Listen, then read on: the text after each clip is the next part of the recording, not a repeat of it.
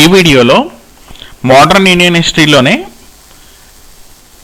ఎక్కువ క్వశ్చన్స్ అడగడానికి ఛాన్స్ ఉన్నటువంటి ఈ జాతీయోద్యమం అనేటటువంటి కాన్సెప్ట్ని చూడడం జరుగుతుంది.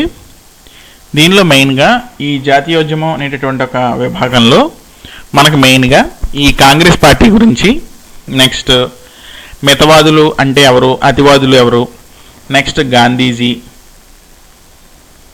నెక్స్ట్ మనకి స్వాతంత్రం రావడంలో ఉన్నటువంటి దశలు, తర్వాత మెయిన్గా మనకి ఇప్పటిదాకా ఉన్నటువంటి బ్రిటిష్ గవర్నర్సు, వైస్రాయ్లు, నెక్స్ట్ కొన్ని కమిషన్లు, కమిటీలు, వీటి గురించి కూడా చర్చించడం జరుగుతుంది.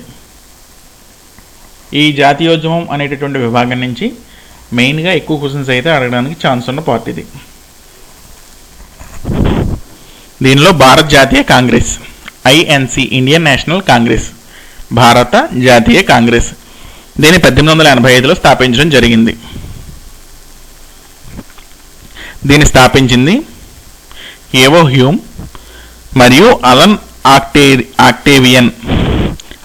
ఆక్టేవియన్ మరియు ఏవో హ్యూమ్. దీనికి కాంగ్రెస్ అని పేరు పెట్టింది, ఇండియన్ నేషనల్ కాంగ్రెస్ అని పేరు పెట్టింది దాదాబాయ్ నౌరోజీ. ఈ దాదాబాయ్ నౌరోజీనే grand old man of India అని పిలుస్తాం.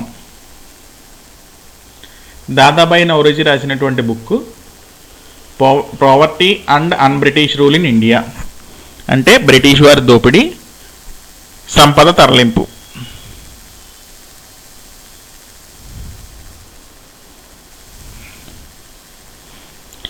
ఈ భారత జాతీయ కాంగ్రెస్ స్థాపించినప్పుడు ఉన్నటువంటి వైస్రాయ్ డఫ్రిన్.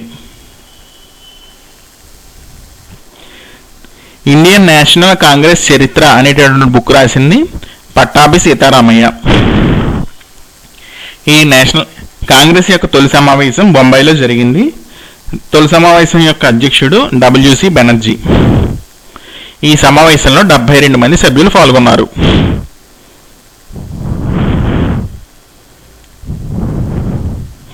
దాదాబాయ్ నౌరోజీ పేరు పెట్టడానికి ముందర దీని యొక్క పేరు భారత జాతీయ యూనియన్.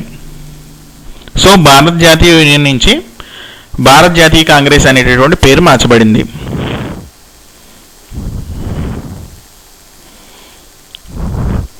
ఈ భారత జాతీయ కాంగ్రెస్ యొక్క పితామహుడు ఏవో హ్యూమ్.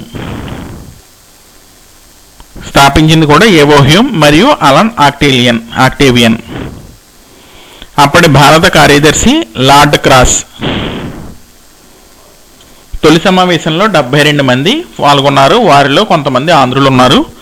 వాళ్ళు ఎవరంటే పి ఆనందాచార్య, గుత్తి కేశవ పిల్లై, నేపతి సుబ్బారాయుడు, పి రంగయ్య నాయుడు.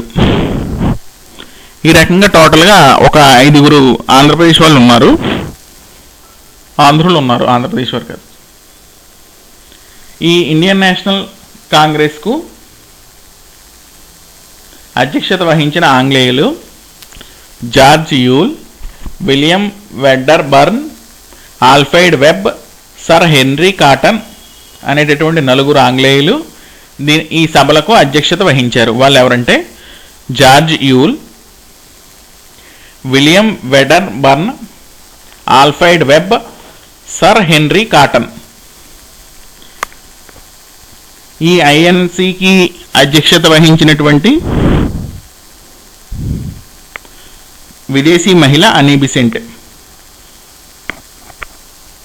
కాంగ్రెస్ సభలకు అధ్యక్షత వహించినటువంటి మొదటి భారతీయ మహిళ సరోజినీ నాయుడు.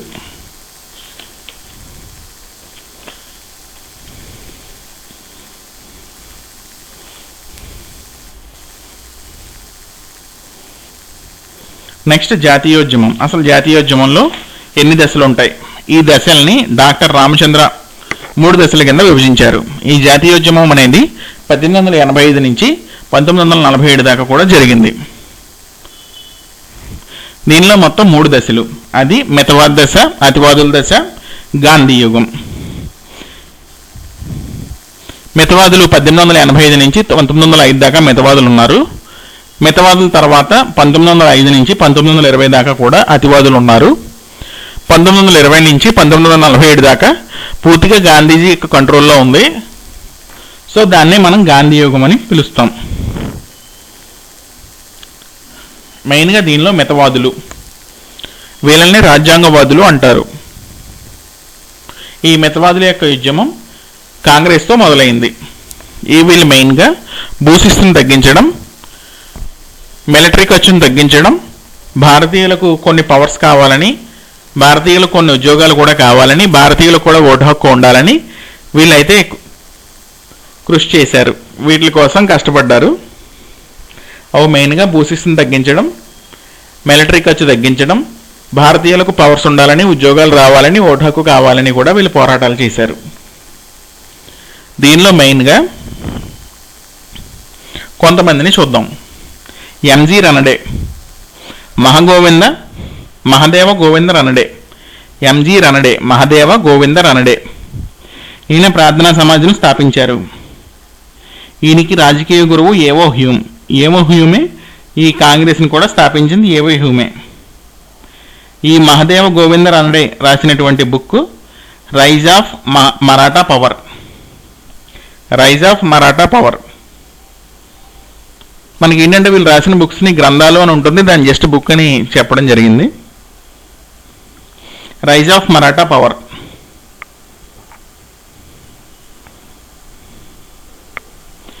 ఈ మహదేవ గోవింద రనడే కందుకూరి వీరేశలింగానికి దక్షిణ భారత విద్యాసాగరుడు అనేటటువంటి బిరుదుని ఇచ్చారు. దక్షిణ భారత విద్యాసాగరుడు కందుకూరి వీరేశలింగం పంతులు గారు. ఈయనకి ఆ బిరుదు ఇచ్చింది ఎంజి రనడే, మహాదేవ గోవింద రనడే. నెక్స్ట్ గోపాలకృష్ణ గోఖలే. మహదేవ గోవింద రనడే యొక్క శిష్యుడు గోపాలకృష్ణ గోఖలే. గోపాలకృష్ణ గోఖలే యొక్క శిష్యుడు గాంధీ. సింపుల్గా చెప్పాలంటే గాంధీ యొక్క గురువు గోపాలకృష్ణ గోఖలే, గోపాలకృష్ణ గోఖలే యొక్క గురువు ఎంజి రనడే. ఈ గోపాలకృష్ణ గోఖలేకి ఉన్నటువంటి బిరుదు భారత జాతీయోద్యమ పితామహుడు. ఈయన the principles of political sciences అనేటటువంటి బుక్ని రాయడం జరిగింది.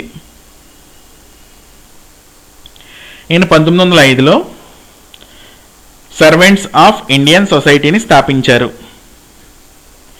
ఈయన వారణాసిలో జరిగినటువంటి ఇండియన్ నేషనల్ కాంగ్రెస్ యొక్క 21వ సభకు అధ్యక్షత వహించారు. గోపాలకృష్ణ గోఖలే భారత జాతీయోద్యమ పితామహుడు అనేటటువంటి బిరుదుంది. ఈయన వారణాసిలో జరిగినటువంటి 21వ కాంగ్రెస్ సభకు అధ్యక్షత వహించారు.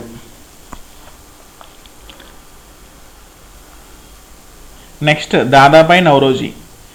ఈ ఇండియన్ నేషనల్ కాంగ్రెస్కి ఈ పేరునైతే ఈయనే పెట్టడం జరిగింది. దానికి ముందర భారత జాతీయ యూనియన్ అనేటటువంటి పేరుతో ఉండేది.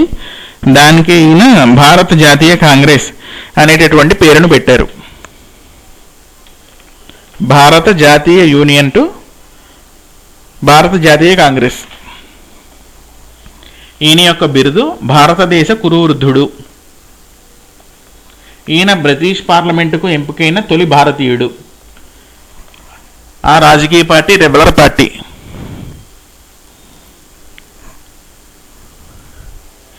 ఈయన లండన్లో తూర్పు ఇండియా సంఘాన్ని స్థాపించారు. లండన్లో తూర్పు ఇండియా సంఘాన్ని దాదాబాయి నౌరోజీ స్థాపించారు. ఈయన కాంగ్రెస్ వార్షిక సమావేశాలకు 3 సార్లు అధ్యక్షత వహించినటువంటి మొదటి వ్యక్తి. ఈయన రాసినటువంటి book poverty and un British rule in India. News papers వచ్చి వాయిస్ ఆఫ్ ఇండియా, రస్త్ గప్తర్ అనేటటువంటి 2 న్యూస్ పేపర్స్ని ఈయన నిర్వహించారు. నెక్స్ట్ సురేంద్రనాథ్ బెనర్జీ. ఈయన యొక్క బిరుదు దేశకోత్తమ. Indian బర్గ్స్, Indian సిసిరో, silver tongue orator, Indian డియోస్టిన్, రాష్ట్రగురు. ఇలా ఈయనకి ఒక 6 బిరుదులు అయితే ఉండడం జరిగింది. దేశకోత్తమ, Indian బర్గ్స్, Indian సిసిరో, silver tongue orator, Indian డియోస్టిన్, రాష్ట్రగురు. దీన్ని కూడా కొన్ని పెద్ద పెద్ద ఎగ్జామ్స్లో అయితే ఇన్ని యొక్క బిరుదులు అని అడగడం జరిగింది. బిరుదుల్లో లేనిది ఏమిటి అని అడగడం జరిగింది. సో అన్నీ కూడా గుర్తుపెట్టుకోవడం ఓ రకంగా మంచిది. ఈయన రాసినటువంటి book a nation in the making. ఈయన నిర్వహించినటువంటి సంస్థలు రిప్పన్ కాలేజ్ మరియు ఇండియన్ అసోసియేషన్. సురేంద్రనాథ్ బెనర్జీ ఇతనిని జాతీయోద్యమంలో ఉంటున్నాడని సివిల్ సర్వీసెస్ నుంచి తొలగించబడిన మొట్టమొదటి వ్యక్తి.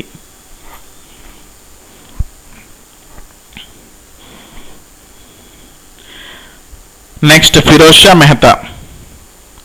ఈయన యొక్క బిరుదులు సర్ మరియు బొంబాయికి కిరీటం లేని రాజు. ఫిరోజ్ షా మెహతా ఇతనికి 2 బిరుదులు ఉన్నాయి. అవి ఏంటంటే సర్, రెండోది బొంబాయికి కిరీటం లేని రాజు. ఇతను బాంబే ప్రెసిడెంట్ అసోసియేషన్ని స్థాపించారు. బాంబే యూనివర్సిటీకి వైస్ ఛాన్సలర్ కింద కూడా పనిచేశారు. ఈయన నడిపినటువంటి newspaper the Bombay Chronicle. ఇది ఫిరోజ్ షా మెహతా మౌలానా అబుల్ కలాం ఆజాద్తో కలిపి నడిపినటువంటి పత్రిక. ఫిరోజ్ షా మెహతా ఇతనుకున్న బిరుదులు సర్ మరియు బొంబాయికి కిరీటం లేని రాజు. ఈయన బొంబాయి ప్రెసిడెన్సీ అసోసియేషన్ని స్థాపించారు. బొంబాయి యూనివర్సిటీకి వైస్ ఛాన్సలర్ కింద కూడా పనిచేశారు. నెక్స్ట్ మౌలానా అబుల్ కలాం ఆజాద్. ఈయన ఫిరోజ్ షా మెహతాతో కలిసి నడిపినటువంటి newspaper the Bombay Chronicle. Maulana Abul Kalam Azad ఈయన సౌదీ అరేబియాలో జన్మించారు. ఈయన రాసినటువంటి బుక్స్ ఇండియా విన్స్ ఫ్రీడమ్ అనేటటువంటి బుక్ని రాయడం జరిగింది.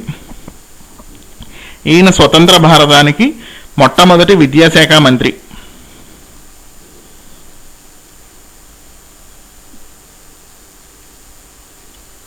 ఈయన 1945 గవర్నర్ లెవెల్లో ఉన్నటువంటి సిమ్లా సమావేశాల్లో ఐఎన్ఎస్కు ఇండియన్ నేషనల్ కాంగ్రెస్కు ప్రతినిధి.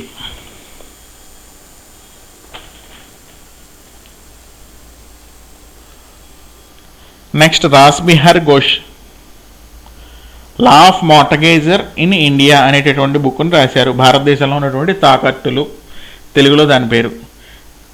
నెక్స్ట్ 12 ఉపన్యాసాలు దీని మీద రాయడం జరిగింది. ఈయన 1894 దేశద్రోహ సమావేశ నివారణ చట్టానికి వ్యతిరేకంగా ఈయన పనిచేశారు.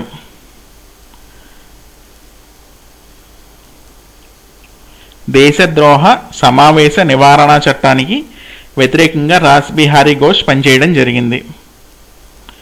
ఇతను బెంగాల్ విభజనకు వ్యతిరేకం. స్వదేశీ ఉద్యమంలో కలకత్తాలో అగ్గిపెట్టెల కర్మాగారాన్ని స్థాపించారు. రాస్ బిహారీ ఘోష్ స్వదేశీ ఉద్యమంలో భాగంగా కలకత్తాలో అగ్గిపెట్టెల కర్మాగారాన్ని స్థాపించారు.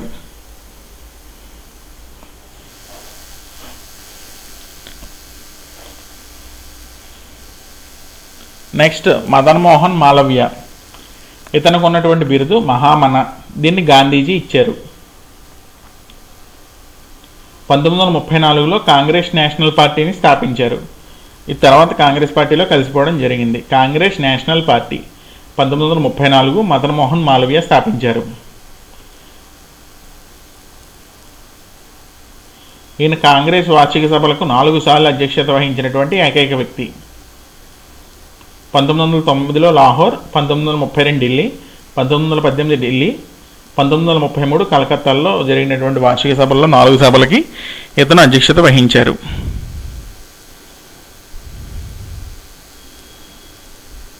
అనీ బెసెంట్ స్థాపించినటువంటి కేంద్ర హిందూ కళాశాలను బెనారస్ హిందూ విశ్వవిద్యాలయం కింద మార్చడం జరిగింది. BHU Banaras Hindu university.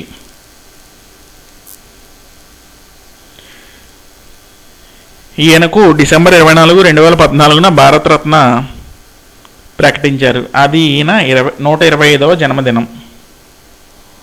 ఈ మితవాదులందరి గురించి కూడా బాలగంగాధర్ తిలక్ అన్నటువంటి మాట, వర్షం వస్తే కప్పలు వచ్చి అరిచి వెళ్ళిపోయినట్లు వీళ్ళందరూ వచ్చి వెళ్ళిపోతారు తప్ప వీళ్ళ వల్ల ఉపయోగం ఏమీ లేదు అని బాలగంగాధర్ తిలక్ ఈ మితవాదుల గురించి అన్నాడు. సింపుల్గా వర్షం వస్తే కప్పలు వచ్చి అరిచి వెళ్ళిపోయినట్లుగా వీరందరూ ఉంటారు కానీ వీళ్ళ వల్ల ఉపయోగం ఏమీ ఉండదు అని తిలక్ అన్నారు. నెక్స్ట్ లాల్చంద్ ముస్లిం గొడవలు ఉన్న టైంలో మనం ఫస్ట్ హిందువులం తర్వాత భారతీయులం అని లాల్చంద్ అనేటటువంటి వ్యక్తి అనడం జరిగింది.